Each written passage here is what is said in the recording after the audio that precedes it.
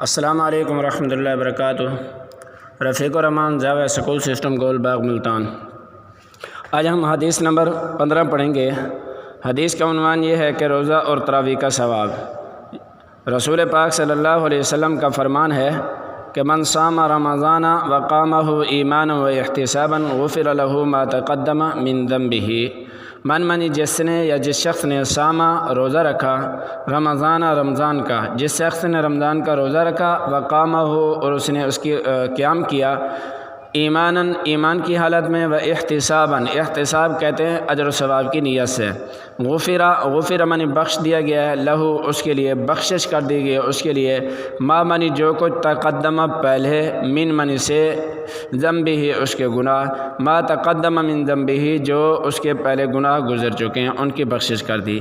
حضور علیہ السلام نے فرمایا جس نے ایمان اور اجر کی نیت سے رمضان کے روزے رکھے اور اس کی راتوں میں قیام کیا تو اس کے پہلے کے تمام گناہوں کو معاف کر دیا گیا ہے۔ اس حدیث میں ارکان اسلام میں سے تیسرا رکن جو روزہ ہے اس کی فضیلت کو بیان کیا گیا ہے کہ اسلامی سال کے ببرکت مہینے رمضان میں رکھے گئے روزوں کی فضیلت عام روزوں سے بہت زیادہ ہے، یعنی عام دنوں کے اندر آدمی روزہ رکھے اور رمضان المبارک کے بابرکت مہینے کے اندر روزہ رکھے تو رمضان المبارک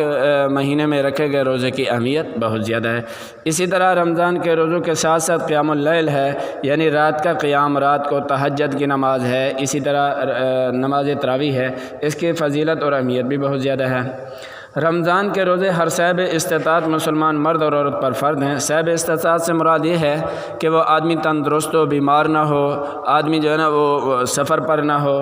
اسی طرح اور کسی قسم کی رکاوٹ نہ ہو۔ جو بھی شرعی طور پر رکاوٹیں اسلام کے اندر جائز ہیں، یعنی جائز سے مراد یہ ہے کہ اسلام ان کی اجازت دیتا ہے کہ آدمی روزہ چھوڑ سکتا ہے، ان کے علاوہ باقی جتنی بھی افراد ہیں چاہے وہ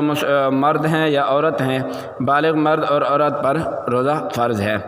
اگر ایمان کی درستگی اور اجر و ثواب کی خالص نیت سے روزے رکھے جائیں تو اس سے حقوق اللہ سے تعلق رکھنے والے تمام صغیرہ گناہ معاف کر دیے جاتے ہیں، یعنی رمضان المبارک کے روزے رکھنے سے انسان کے حقوق اللہ والے گناہ جو ہوتے ہیں، یعنی جن کا تعلق اللہ کے ساتھ ہے، انسان وہ گناہ کر بیٹھتا ہے تو صغیرہ تمام گناہ معاف کر دیے جاتے ہیں اور وہ کبیرہ جو ہوتے ہیں وہ توبہ سے معاف ہو جاتے ہیں۔ لیکن حقوق العباد روزے رکھنے، تراویح پڑھنے، تہجد کی نماز ادا کرنے، اس سے حقوق العباد بندوں کے جو حقوق ہیں وہ کبھی معاف نہیں ہوتے۔ یہ نہ سمجھیں کہ رمضان المبارک کے روزے رکھ لیے، راتوں کو قیام کر لیا تو اللہ تبارک تعالیٰ حقوق العباد، کسی کا مال غصب کیا گیا ہے یا کسی کی زمین غصب کی گئی ہے یا کوئی چیز بھی غصب کی ہوئی ہے یا لوگوں کا حق مارا ہوا ہے، وہ چیزیں وہ معاف نہیں ہوتی، بلکہ اس سے حقوق اللہ یعنی اللہ تعالیٰ کے حقوق سے تعلق رکھنے والے جتنی بھی صغیرہ گناہ ہیں وہ معاف ہو جاتے ہیں۔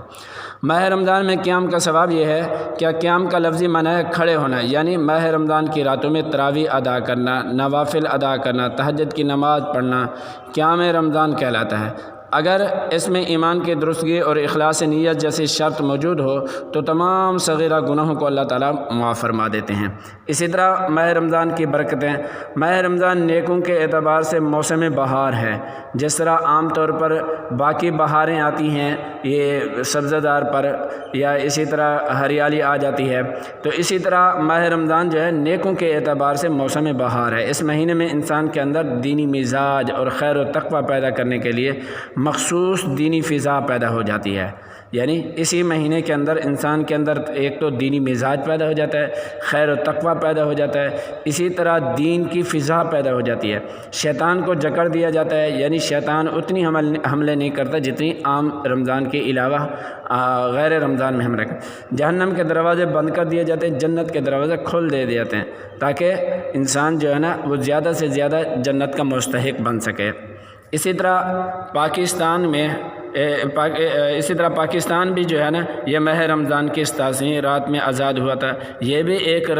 پاکستان کو اعزاز ہے کہ اللہ تبارک تعالیٰ نے ہمیں یہ جو عظیم وطن عطا فرمایا ہے، یہ بھی رمضان المبارک کی بابرکت رات یعنی 27ویں کو اللہ تبارک تعالیٰ نے یہ ہمیں وطن عطا فرمایا تھا۔